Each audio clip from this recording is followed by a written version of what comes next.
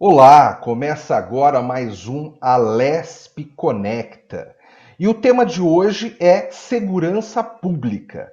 Para conversar sobre este tema, eu recebo o coronel da Reserva da Polícia Militar de São Paulo, José Vicente da Silva Filho, ele que é especialista em segurança pública e secretário nacional de segurança pública e vai nos esclarecer alguns pontos sobre esse assunto que é tão importante para a nossa sociedade. Coronel José Vicente, seja bem-vindo ao Alesp Conecta. Obrigado pela oportunidade de estar com vocês aí, Fábio. Obrigado, senhor, pela presença. Coronel, quando nós falamos em banco de dados das polícias, nós estamos falando em que tipo de informação exatamente? Hoje, a polícia moderna ela tem uma constelação de bancos de dados. O problema é praticamente fazer uma coordenação, uma integração desses dados. É evidente, por exemplo, mas é importante para as pessoas que estão nos vendo e ouvindo entender um pouquinho essa história. Vamos imaginar um veículo que se envolveu numa ação criminosa, acabou de assaltar uma loja, por exemplo, ou atropelou alguém. E alguém anotou essa placa. Então, a partir daí, para a polícia começar a tomar medidas, e é importante que ela tome medidas rápidas para alcançar um criminoso, ela vai ter acesso aos bancos de dados da placa, através da placa do veículo. O banco de dados do Detran, por exemplo. No banco de dados do Detran vai estar o nome do proprietário do veículo e depois vai ter acesso ao registro de crimes da Polícia Civil, dos boletins de ocorrência, verificar que esse carro pertence ao fulano, mas foi roubado no dia 2 dias antes. Nós não temos ainda o bandido em mãos. Mais adiante, esse veículo passa por esses radares que nós estamos acostumados a ver, que anota aquela multa para quem ultrapassa a velocidade limite. Mas, na verdade, esses radares, pouca gente sabe, mas aqui em São Paulo especificamente, eles registram todos os veículos que por ali passam. Esse registro, então, aquele veículo, placa tal, foi registrado, passou na Avenida São João às 14 horas do dia 8 de setembro e passou depois, mais 2 horas depois, para a Avenida Angélica, no cruzamento lá com a Avenida Paulista. Nós temos roteiro praticamente de todos os carros que andam pela cidade de São Paulo. Esses bancos de dados, portanto, eles vão dando pistas para a polícia acompanhar um criminoso, para rastrear veículos que foram furtados e roubados e para ver onde eles podem estar se reunindo. Então, nós utilizamos aí o banco de dados do Detran, o banco de dados da Polícia Civil, que registrou um furto, roubo de veículos, e o banco de dados da CET, que tem os radares, e os radares de outra origem também. Esse sistema, só para ter uma ideia do que seja o banco de dados, todo dia esses radares registram cerca de 20 milhões de veículos que passam por ele só na região metropolitana de São Paulo. Esses registros ficam num sistema de arquivo chamado nuvem, para não ficar gastando espaço de servidores e computadores. Esse é um tipo de banco de dados. Mas ela pode ter ainda bancos de dados, por exemplo, de internações de hospitais públicos, pelo menos. Ela pode ter bancos de dados da junta comercial e saber que determinado indivíduo que está numa investigação, ele é sócio de uma empresa com um fulano suspeito de alguma ação criminosa. Esses bancos de dados, naturalmente, que eles variam muito de estado para estado e também de órgãos. A Polícia Federal tem os bancos de dados próprios, as polícias militares, as polícias civis têm seus bancos de dados. E o que nós observamos é que uma enorme quantidade de bancos de dados de interesse policial, mas não há ainda uma refinada estrutura organizando esses bancos de dados. Nós temos um sistema brasileiro de inteligência que foi criado lá no governo Fernando Henrique, em 1998, e esse sistema prevê uma integração de mais de 40 órgãos, até órgãos de saúde, Forças Armadas, por exemplo, que desenvolve de alguma maneira informações que interessam ao governo tomar medidas de interesse, não só interesse policial. Quando nós falamos na Agência Brasileira de Inteligência, ela, por exemplo, deve estar coletando dados a respeito da situação da evolução da pandemia do Covid-19 no país. em relação às mortes, de internação, falta de equipamentos, porque isso ajuda o governo a tomar decisões. No Estado, isso também acontece, e muitas vezes há interligação entre esses bancos de dados. As decisões hoje, portanto, das autoridades públicas, para elas formularem políticas públicas adequadamente, elas precisam de dados, de informações concretas, de estatísticas.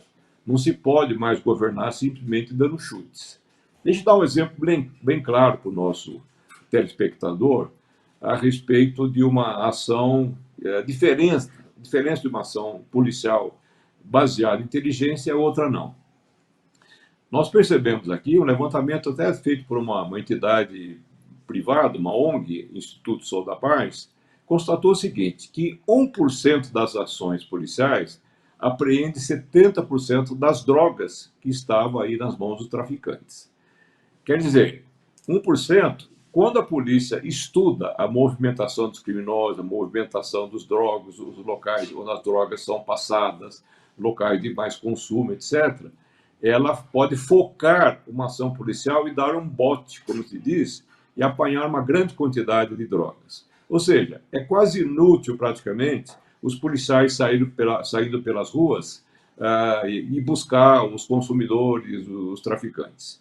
A inteligência, que é o uso de informações adequadamente coletadas, analisadas em relação à qualidade dessa informação, se ela é aproveitável ou não, ajuda a polícia a ser muito mais eficiente nas suas ações atrás de criminosos, do crime organizado, mas não só isso.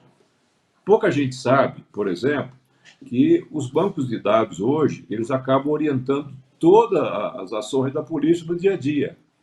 A Polícia Militar do Estado de São Paulo, ela tem há mais de 50 anos o seu próprio sistema antigamente chamava de processamento de dados. Ela foi ganhando escala, desenvolvendo experiência, e hoje, segundo aí um diretor da Microsoft, as duas polícias mais evoluídas no mundo no uso dessa tecnologia de informação, de banco de dados, são a Polícia de Nova York e a Polícia Militar de São Paulo. Ela tem um setor próprio que desenvolve soluções aqui no mercado de tecnologias. E um ponto importante, só terminar essa primeira fala, Fábio, é que cada registro que a pessoa faz numa delegacia, se roubaram o celular dela na Avenida Paulista, na esquina ali com a Rua Augusta, por exemplo, esse registro vai virar uma bolinha no mapa digital. Se outras pessoas fizerem o mesmo, vão aparecer uma concentração ali de bolinhas nesse ponto. A polícia fica sabendo, portanto, que o roubo de celular na Avenida Paulista, nas proximidades com a Rua Augusta, tem uma alta concentração porque há bandidos atuando ali. Principalmente, digamos, né, título de exemplo, nas terças-feiras à tarde e nas quintas-feiras por volta de 11 da manhã. Esses mapas todos, eles orientam a polícia hoje para saber onde ela vai agir. E isso facilita muito o uso dos recursos policiais, que são muito limitados, porque o levantamento feito pelo sistema de inteligência da Polícia Militar constatou o seguinte, que metade dos furtos que acontecem na cidade de São Paulo, gigantesca cidade de 12 milhões de habitantes, metade dos furtos acontecem em apenas 12% do território da cidade. Então, a polícia não precisa, para afetar esse tipo de crime, de furtos, simplesmente patrulhando todas as ruas, que é impraticável. Então, ela vai exatamente onde o problema está acontecendo. E isso permite, naturalmente, a polícia ficar mais próxima do criminoso e gera um efeito de prevenção muito grande. Não é só prender criminosos que estejam por ali, mas, estando presente, isso pode refrear a eficiência dos criminosos e, assim, eles atuarem menos. Essa é uma das razões porque o Estado de São Paulo tem o menor índice de todos os crimes do país, apesar da sua gigantesca população, que tem a população da Argentina aqui no Estado de São Paulo, né? E o território da Inglaterra. Então, apesar desse tamanhão todo, ela tem praticamente todas as cidades do Estado foram beneficiadas com uma polícia orientada pelos dados dos sistemas de inteligência. Coronel, com toda essa explicação que o senhor me dá, Eu acho super interessante esse trabalho de inteligência da polícia. Mas, por outro lado, semana passada eu estava entrevistando um delegado da Polícia Civil e ele estava falando sobre o RG digital. E eu falei, nossa, que legal, tecnologia, né? De novo, a tecnologia em convergência ali para um banco de dados da polícia. Só que aí eu fiz a seguinte pergunta para o delegado: hoje em dia ainda é possível, como no passado, se ter um RG em cada estado? Ele falou, Fábio, isso daí a gente ainda não mudou, isso daí a gente ainda não conseguiu corrigir. E eu fico pensando, não é uma contradição, coronel? Ao mesmo tempo que a gente investe em tecnologia, investe em banco de dados, um cidadão ele pode fazer um RG em São Paulo, pode fazer um RG no Rio, pode fazer um RG em Minas. Não é uma contradição diante de tanta tecnologia e diante desse sistema de informação que o senhor acabou de nos explicar? Realmente é um espanto, né, uma situação dessa, porque eu lembro uma solenidade lá atrás, o presidente Lula recebeu o RG nacional número 1, 0001. Só que a coisa não evoluiu. Tem lei já obrigando a ter esse RG nacional. O que se colocou num certo momento que ele custaria alguns bilhões de reais para ser implementado. Realmente, algumas políticas públicas têm custos, muitas vezes, inesperados no primeiro momento. Mas hoje nós temos a possibilidade da documentação digital. Praticamente todo mundo já tem o seu smartphone e há aplicativos, como nós temos hoje, por exemplo, da CNH, a Carta Nacional de Habilitação, digitalizada. Eu tenho no meu celular, porque a gente esquece a carta, mas não esquece o celular. Então, eu já tenho a minha lá, já tenho o meu cartão de crédito também, no Apple Pay do celular, então só sai com o celular praticamente. Então, veja o seguinte, como é que essas coisas acontecem? Esses contrastes de alta tecnologia disponível num certo momento, até a baixa tecnologia que resiste. A necessidade é evidente, o delegado tem muitíssima razão, porque o indivíduo pode tirar um RG em todo estado que ele aparece, e tem uma pilha desses RGs, muitos deles fajutos, com documentos falsos que deram origem ao RG, e é uma situação básica, porque nós temos hoje um número só nacional para veículos, um número só para a Carteira Nacional de Habilitação, que é nacional, nós temos um documento nacional, do documento do título de eleitor, e não conseguimos fazer o RG. É uma situação absurda e não se sabe onde isso aí está travando.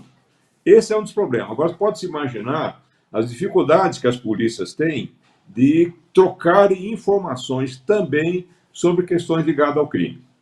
Nós temos, por exemplo, situações de crime organizado que se movimentam, né? As várias facções se movimentam pelo país.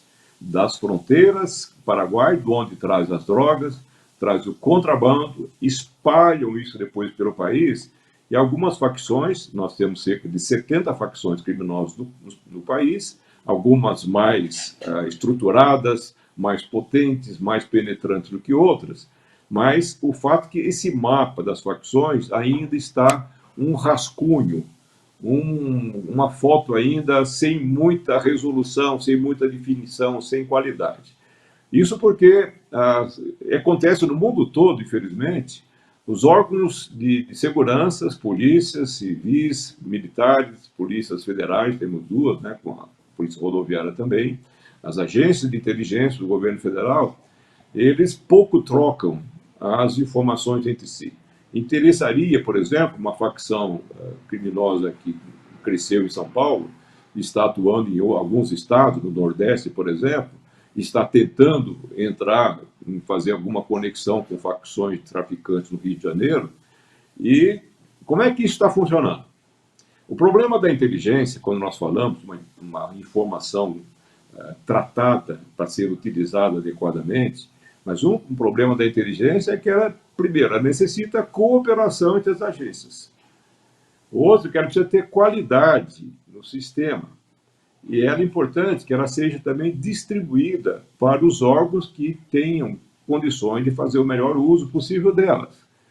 Então, se a Polícia Federal, por exemplo, capta uma informação que uma carga de armas pesadas obtidas aí no Paraguai ou da Venezuela está indo em direção ao Rio de Janeiro, e tem algumas características possíveis do veículo, é importante alertar em tempo hábil as forças de segurança do Estado, a Polícia Civil, a Polícia Militar do Rio de Janeiro, a Polícia Rodoviária Federal, que cuida das estradas de acesso a esse Estado. Então, essa rede ainda está falhando muito no Brasil. Tenta-se, como sempre, utilizar os meios existentes para fazer a rede, mas não anda. Eu lembro que no Plano Nacional de Segurança Pública, do então presidente Fernando Henrique Cardoso, editado em 2001, já havia uma previsão de ter núcleos de inteligência da Polícia Federal com as polícias estaduais em vários pontos do país, mas não evoluiu pura e simplesmente. Então, há muito mais coisa do que o nosso singelo RG nacional, que é uma lei, tem modelo já consolidado, mas não cresce. Coronel, diante disso que o senhor está me falando, também me bate uma curiosidade aqui. No caso de São Paulo, eu fico vendo a atuação da Polícia Civil e a atuação da Polícia Militar. A Polícia Militar é chamada para atender uma ocorrência. Só que a Polícia Militar ela atende a ocorrência, mas a investigação já é feita pela Polícia Civil. A gente não perde muito tempo com essa divisão das polícias? Se fosse uma polícia unificada, será que o atendimento à ocorrência, a investigação sobre o crime, não seria uma coisa mais rápida? Você tem razão. Por isso que no mundo todo você tem uma polícia só. Até porque a polícia, quando chega num local do incidente muito grave, o policial, que é o uniformizado, que está mais espalhado pelas ruas, normalmente é o primeiro que atende, ele já começa a tomar algumas medidas para ajudar no encaminhamento da investigação que deve seguir logo depois. Então, uma cena de estupro, por exemplo, ele tem já a orientar a pessoa a acolher a vítima, no caso, alertar, por exemplo, ela pede para ir para casa, pode ir para casa, pede para a vítima não tomar banho, não trocar de roupa, por exemplo, porque pode ter sinais importantes de identificação do agressor, né? Pode eventualmente já fazer uma contenção do local, não deixar ninguém atrapalhar a perícia que virá em seguida para fazer a análise pericial do local, coleta de dados importantes para ajudar a identificação do crime, como aconteceu o crime, etc. Então, essa nuance que existe nessas polícias únicas, que tem um segmento uniformizado e outro segmento de investigação, para nós constitui um desafio complicado. Por isso que alguns estados estão adotando uma providência, pelo menos, mais avançada, é o caso de Santa Catarina, do Rio Grande do Sul, por exemplo, em que algumas atividades básicas do trabalho da polícia, como é o caso de fazer um boletim de ocorrência, que não demanda aí, naturalmente, um trabalho pericial. A pessoa foi furtada, foi roubada, o ladrão não está presente. A PM, na própria viatura, ela faz o boletim de ocorrência. Ou um termo circunstanciado, aconteceu um crime de baixo poder agressivo, uma pena de até máximo 4 anos, a própria PM faz o registro. Ela não está fazendo investigação, que é uma prerrogativa constitucional das polícias civis. Ela está apenas registrando fatos. E o registro não é prerrogativa da Polícia Civil. Ela pode fazer, sim, depois isso é remetido para tomar medidas de investigação. O que é importante no caso nosso é que as polícias, primeiro, elas se entendam, que elas se integrem, inclusive nos treinamentos, que façam planejamento conjunto em cada distrito policial onde tem um destacamento da Polícia Militar. Esse planejamento conjunto semanal tem que ser feito em coordenação entre as duas polícias, em cada pequena área onde eles atuam. Eu trabalhei no interior, comandei uma região com 8 municípios, a gente procurava fazer esse entendimento, conversando com os delegados para refinar os trabalhos. Hoje, os bancos de dados que existem, nós não tínhamos naquela época, eles ajudam muito a analisar os mapas de crime de cada distrito policial. Nós temos um distrito policial, por exemplo, no Capão Redondo, que é o 47º distrito aqui da capital, e é um dos mais movimentados da cidade. Ele já foi um terror, mas graças ao entendimento das polícias, esse distrito, que hoje tem 340 mil habitantes, ele, em 1998, ele registrou 195 assassinatos. De 195, caiu para 26, 20 anos depois. graças a um bom trabalho de investigação feito na região, e a PM, que praticamente triplicou os efetivos, uma redistribuição de policiais ocorrida na época. Então, esse trabalho conjunto ele se torna um desafio cada vez mais necessário. No estado de Pernambuco, eles fazem um trabalho que eu acho mais interessante no país por esse aspecto, é que toda semana, toda quinta-feira, as polícias civis e militares, os principais chefes das regiões, da região metropolitana, também do interior, eles se encontram também com o pessoal do Judiciário, do Ministério Público, numa repartição do governo, e debatem a evolução dos crimes nas suas respectivas áreas, o que está sendo feito e o que vai ser necessário fazer dali para frente. Essa coordenação ela se faz cada vez mais necessária em um ambiente como o nosso Brasil, que deveríamos ter uma polícia só, agora parece que é muito tarde, né? As pressões corporativas são difíceis, essa unificação seria trabalhosa, com custo político. Então, vamos tentar fazer uma limonada desses 2 limões que nós temos aí. Coronel, quando a gente fala de integração de dados, integração das polícias, comunicação entre elas, tecnologia, eu acredito que tudo isso envolva dinheiro também. E, além da gente viver uma situação complicada na economia do país, a gente tem uma situação econômica diferente de estado para estado, até pela dimensão continental do Brasil, as particularidades de cada estado no país. A polícia brasileira tem as mesmas condições para se fazer essa integração de dados e de informações, ou existem estados como São Paulo, por exemplo, que têm condições financeiras melhores para fazer isso e outros estados que têm mais dificuldades para realizarem esse trabalho? O que é interessante é verificar que muitas polícias elas preferem investir em coisas visíveis, como viaturas, né, repintas viaturas de alguma cor cada vez mais escandalosa, ou fardamentos, ou equipamentos de armamento pesado, e deixam de fazer o investimento na área de inteligência, que na verdade ele é um dos mais baratos que tem. Quando nós verificamos o gasto nacional de inteligência, nós percebemos que alguns estados gastam mais, é o caso de São Paulo, e outros gastam menos. Mas quando nós vamos verificar o gasto geral por habitante, São Paulo tem o 24º gasto per capita de segurança do país. Alguns estados gastam, como é o caso do Rio de Janeiro, 2 vezes mais do que São Paulo por habitante, e tem um resultado muito ruim. A inteligência hoje, que existe em São Paulo, ela pode ser distribuída praticamente de forma gratuita. São Paulo vem oferecendo isso há pelo menos uns 10 anos.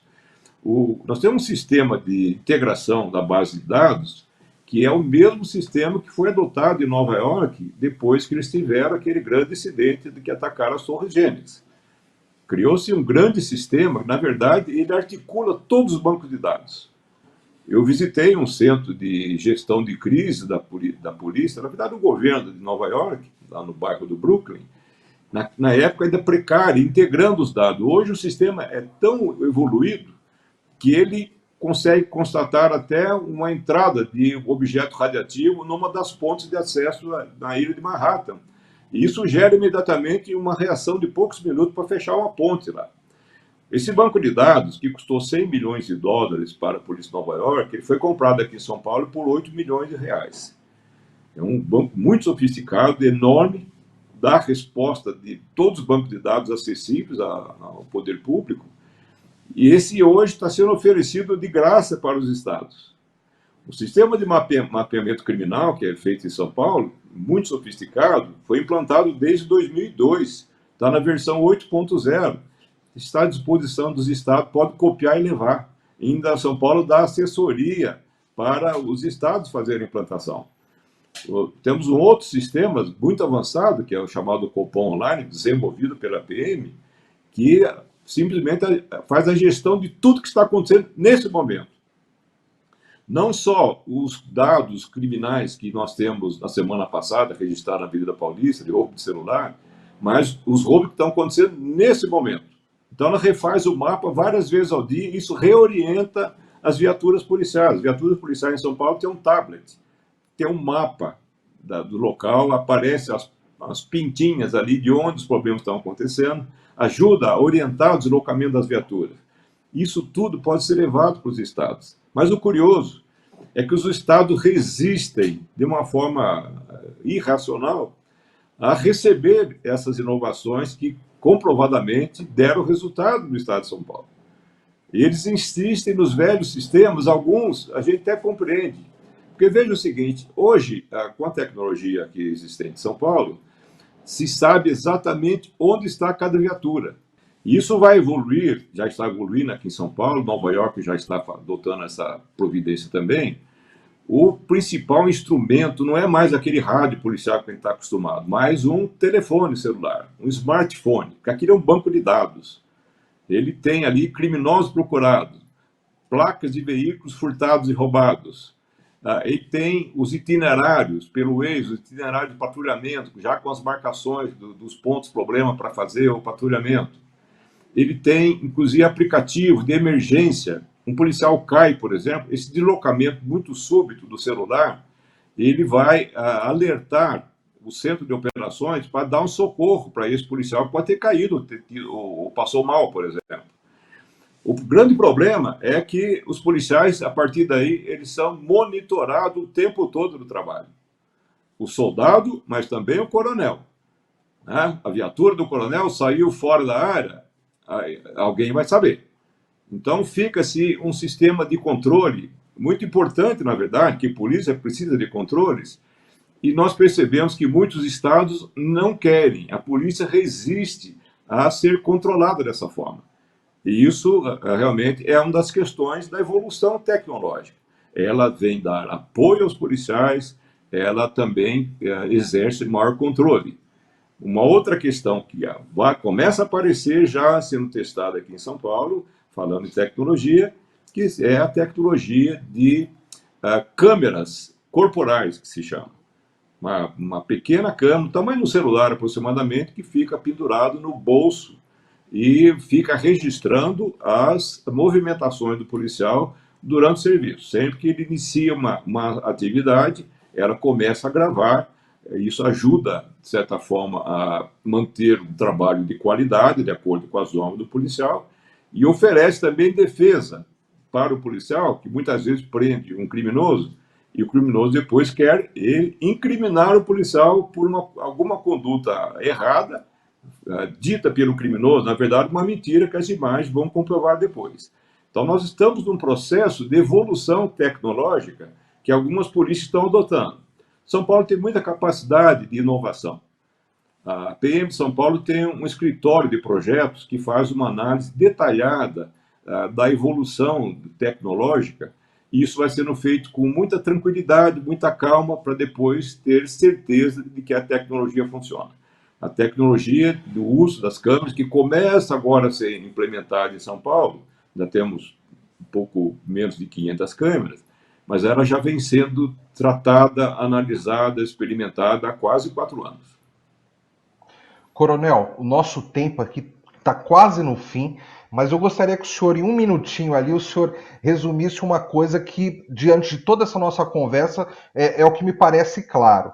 Tecnologia, banco de dados, as polícias de São Paulo e do Brasil como um todo já têm. O que está faltando, talvez, é um pouco mais de adaptação a utilizar essas tecnologias novas e deixar de lado essa resistência, né? Afinal, os tempos mudaram e se o próprio crime, os criminosos, as facções estão utilizando a tecnologia, não faz sentido mais a polícia renegar essa tecnologia, é isso? Tem 2 aspectos importantes. As tecnologias que estão chegando, é importante que as polícias estejam atentas para recepcionar essas tecnologias e implantar o mais cedo possível, porque o crime está trabalhando 24/7, como se diz. Um outro aspecto muito importante é que as polícias precisam entender o seguinte: para o uso adequado, tirar o melhor resultado das tecnologias, é preciso qualificar muito o policial que as utiliza. Então, a formação de um soldado da PM é feita em 2 anos aqui. A gestão dessa complexidade aqui em São Paulo exigiu que todo coronel, alguém oficial para chegar a coronel, tem que fazer um doutorado em ciências policiais. Então, o aperfeiçoamento do potencial humano, ele é crítico para que essas tecnologias sejam melhor usadas e tenha o melhor rendimento possível para a segurança da população. Coronel José Vicente da Silva Filho, coronel da Reserva da Polícia Militar do Estado de São Paulo, eu quero agradecer a sua presença aqui no Alesp Conecta com essas informações bastante relevantes para a nossa sociedade. Obrigado pela oportunidade de estar com vocês, da TV Alesp, e a todos que têm a oportunidade de nos assistir e apoiem a sua polícia. Termina aqui mais um Alesp Conecta. E você já sabe, todos os nossos programas ficam arquivados no YouTube. Portanto, você pode ver e rever entrando no YouTube, procurando Alesp. Toda a nossa programação está lá. Está bem? Obrigado pela audiência mais uma vez e até o próximo programa.